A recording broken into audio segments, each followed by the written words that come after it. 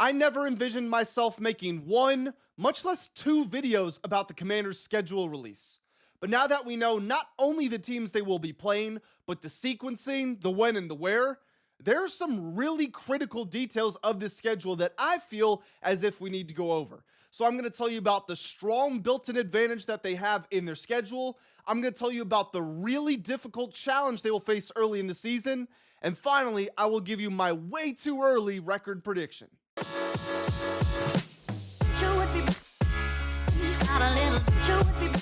What's going on, everybody? Welcome back to the Full Command Show. My name is Grant Mitchell, and yesterday might not have mattered all that much to casual NFL folk, fans of other teams out there, but yesterday, the day of the schedule release, was a very big day for the Washington Commanders because of how their schedule came together.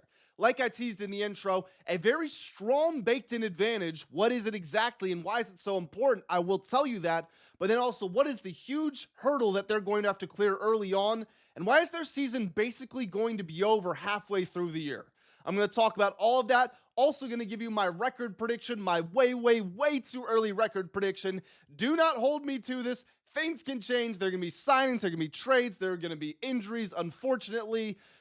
It's a new season. Players are going to play differently. The preseason is going to change things. There might be some firings before them, some releases.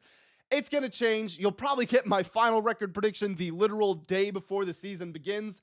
But nonetheless, it's going to be something cool to do in this video after we get to the really important details of what we learned in the schedule release. So we're about to jump into all of that, but before we do, got to get my plugs out of the way. Make sure you hit the like and the hype buttons if you are enjoying the content here on the channel. As always, that is the #1 way that you can support me, and I don't need to tell you guys that because you guys go crazy absolutely every video. So thank you all so much. Also, thank you for all of the warm wishes to my girl yesterday. I was not lying. I showed her the comment section. She was very humbled and appreciative. I'm very appreciative of you all. We are building such an awesome community here. I appreciate you all. Whatever thoughts you have on today's video, make sure you throw them down in the comment section below. And don't forget to subscribe, because when we get to 7,000 subscribers, we will be doing a jersey giveaway, a player of your choice. All you have to do is subscribe to the channel and be in the Full Command Discord. It's free to join. Link to join will be at the top of the description of the video.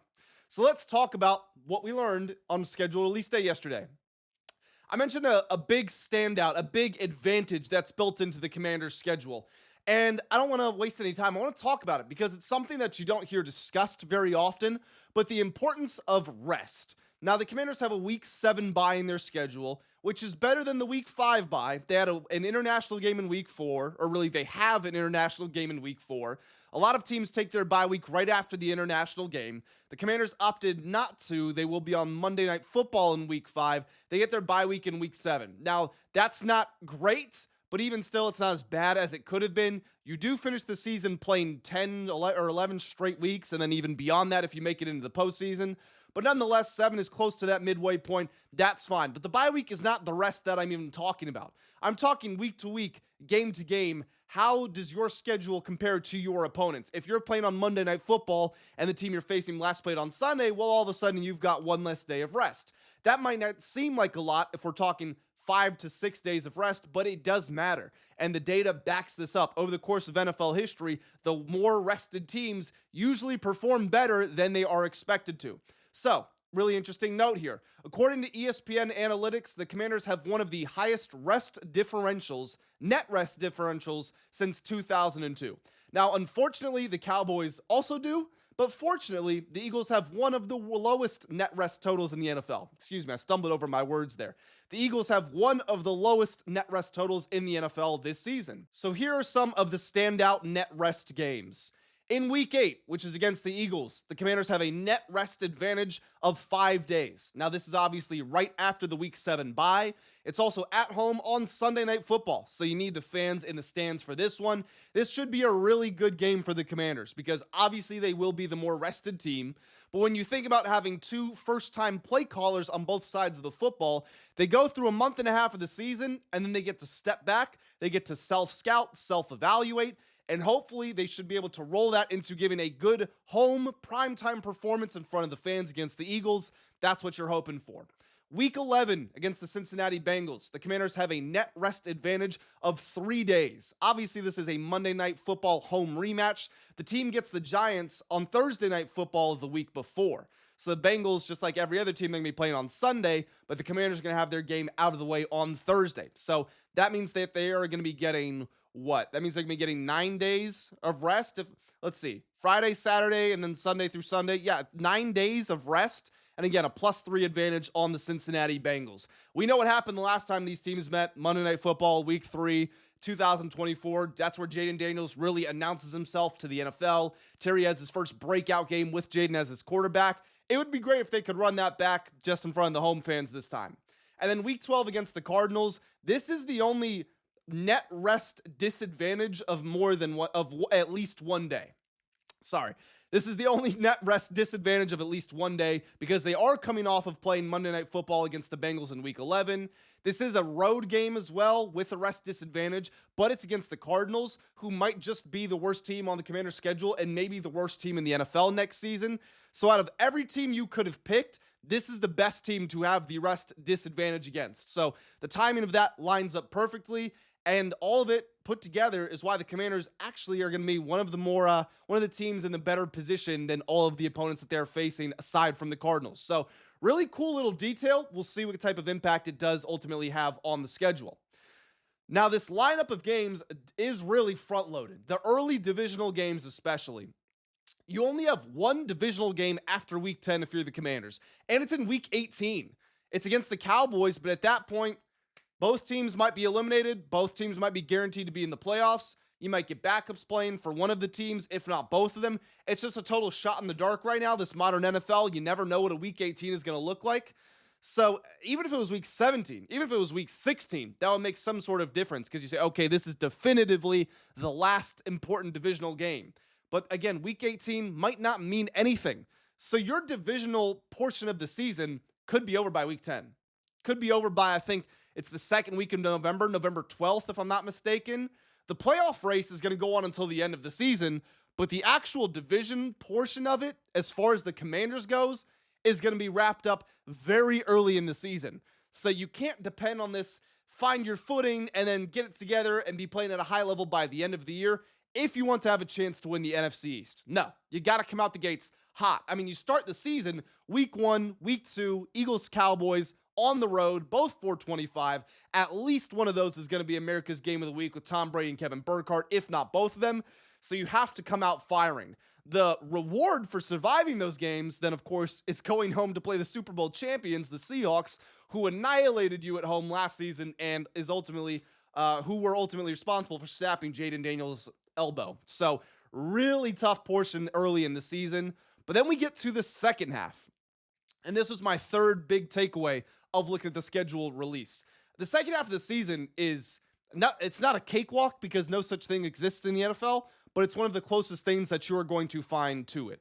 And simply put, the Commanders, they have to go on a run to close the season. If they are this team that people want them to be, that fans want them to be, they need to go on a run at the end of the season. There is no excuse, number one, for not doing it, and then also there's no way around it. You're not going on a run early in the year, collapsing down the stretch and limping into the playoffs. It's just not realistic based on how everything shapes up.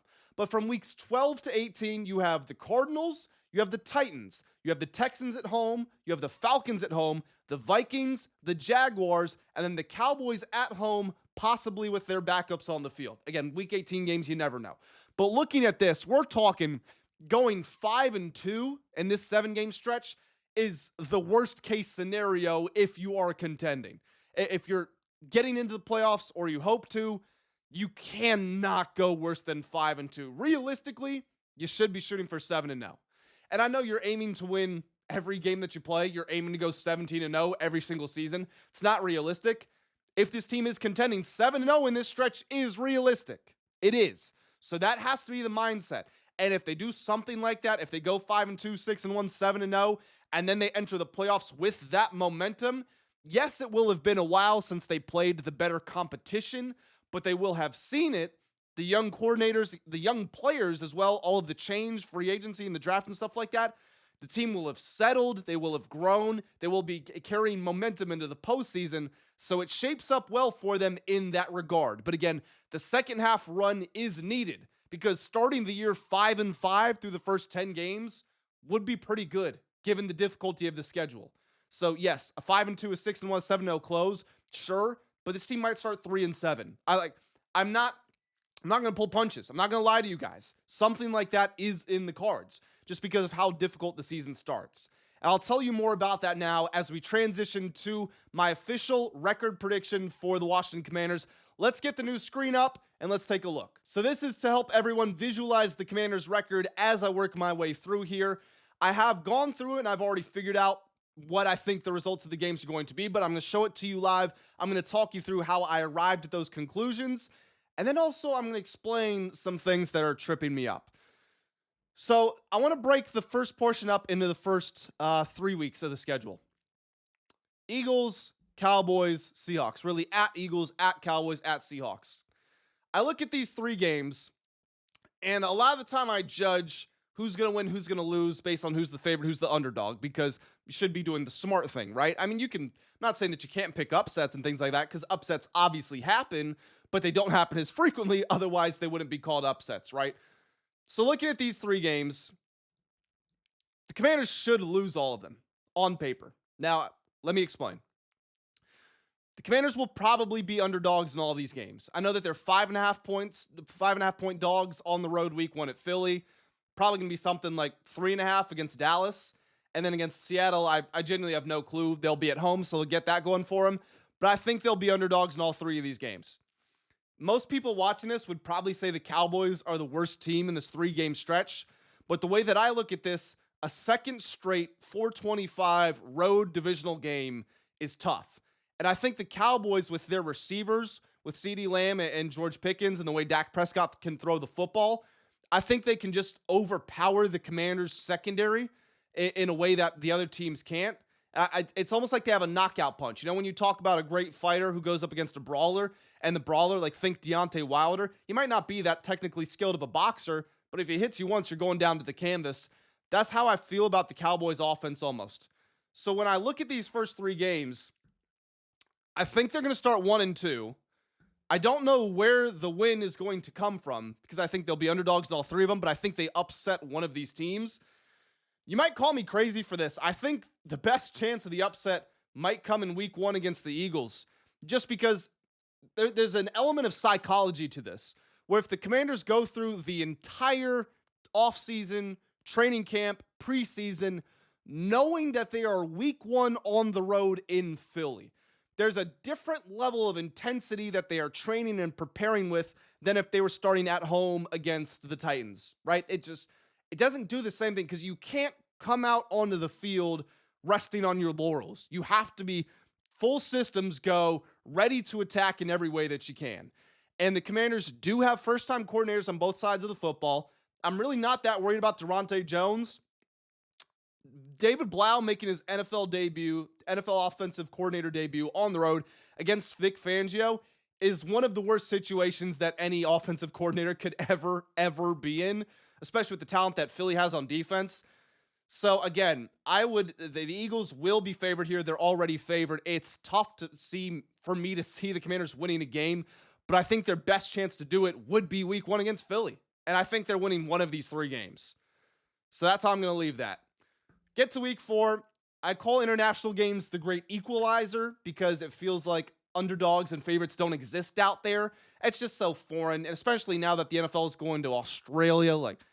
Don't get me started on that. I'm going to go on a whole other tangent. I don't mind the game expanding internationally, but week 1 divisional matchup, a rivalry game, you're taking that away from your home fans. It's just, I don't know. I think they're putting the players and the teams in some compromising positions. Makes for great viewing for the overseas fans, don't get me wrong, because again, these games are close. I've said it. I feel like there's no favorites and there's no underdogs. But I say all of that to say that while you might look at the Commanders as clear favorites in this game, I don't think such a thing exists overseas, but I do have the Commanders pulling out a win.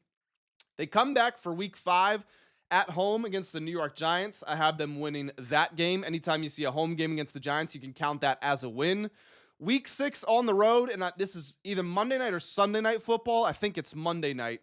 Going against the San Francisco 49ers. I joked on my Twitter. I said this is like a custody battle for Brandon Ayuk. I'm going to give it to the 49ers, unfortunately, just because they're so established in their system and their ways. Road game, prime time. Could see the Commanders winning this because while the 49ers went, I want to say 12-5 last season, they really were not that good of a football team. George Kittle coming off a torn Achilles, questions about the receiver core, questions about the offensive line, a lot of defensive players coming back from an injury. This could also be a sneaky win, but I'll give it to the 49ers. Week 7, your bye. This is where it gets crazy with the way that my schedule shapes up. It's difficult for me to say the Commanders are a better team than the Eagles, largely because I don't know if I really believe it. As a matter of fact, I don't believe it right now. Could they finish with a better record by the end of the season? Yes, they could, but they need to show it to me. And also, while Jaden Daniels can elevate a team, how much can he actually elevate them? Because he elevated them and elevated them, and then in 24 he plays the Eagles, or the team plays the Eagles. And I have no quarrels with what Jaden did in that game, but the team still lost by 30 points. So they clearly weren't better than the Eagles in that case. Coming off of a bye week, having a 5-day rest advantage like I spoke about earlier in this video, giving your coordinators the first time to self-scout, I could see a sweep against the Eagles this season. Again, this first 3-game stretch, I don't know where the win comes from. If I had to pick, it would be Philly, and I think they win coming off of bye at home Sunday Night Football with a raucous crowd. So the way my schedule shapes up, I got them going 2-0 against the Eagles. Lost to the Rams. Don't really need to spend much time talking about that. You go from playing the Rams, which is going to be a brutal game, physical game. They're going to test you. You're most likely going to lose. Then you're on the road on Thursday Night Football, short week on the road against a divisional opponent. I really don't like ending the tradition of sweeping the Giants, but I got to give the Giants a win there. Week 11 against the Bengals. This is one of 2 games that I'm going to put an asterisk next to that I'll circle back to when I get to the second one. I'll give it to the Commanders because while the Bengals have upgraded, and I have to give the Bengals credit because they have a horrible front office, I do feel like they upgraded their team quite a lot. They gave a lot of balance to that defense. This will be a really tough game. What won't be is going on the road against the Cardinals. Despite the rest advantage and it being on the road, I don't care.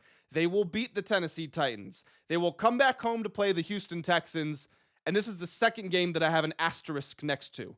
When I look at the Texans and I look at the Bengals, the Commanders are going to lose one of these games. That's the way that I see it. The one that I think they're more likely to lose would be the Bengals. So I'll mark that as a loss, and I'll mark this as a win. I think it's one of these 2. I don't think they're going 2-0. I don't think they're going 0-2. Could see it being either one, but I'll leave it like this. Week 15 against the Falcons. This is a difficult game. The Falcons are going to be solid this year. I'll give it to the Commanders. Week 16 on the road. At this point, the Vikings might... Kyler Murray might still be starting at this point. Kyler Murray might just win the job outright. I'm not a J.J. McCarthy believer at all. Obviously, I'm not a Carson Wentz and a Max Brosmer believer either. Durante Jones and Brian Flores, there's going to be some familiarity there. I don't know who that shakes out in favor of. I do just think the Commanders have more talent on their football team, so I give them a win there. Week 17 against the Jaguars could be difficult. I'm not sure what to expect from the Jaguars this season. They're coming off of a year in which they really defied expectations. I do feel as if they had a pretty poor offseason, though. I think they lost some talent. They didn't really do a lot of great things in the draft, if you ask my opinion. There's questions about Brian Thomas Jr. Is Liam Cohen going to be able to sustain that sort of success? I'm still going to give it to the Jags, even though I don't like it, just because you're going to lose a game that you shouldn't at some point. And at this point, the Commanders are on a 5-game winning streak, and I don't think they maintain that all the way through.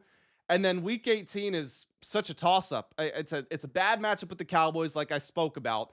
It is at home. Don't know who's going to be on the field. If the Commanders are 9-7 at this point, like I think they will be, then they're probably playing their starters. I don't know what the Cowboys are doing. I don't know if they're still in playoff contention. I don't know if they've been eliminated. I don't know if they've clinched. So it's really tough to predict a Week 18 game. Because they are at home, I'll give it to the Commanders.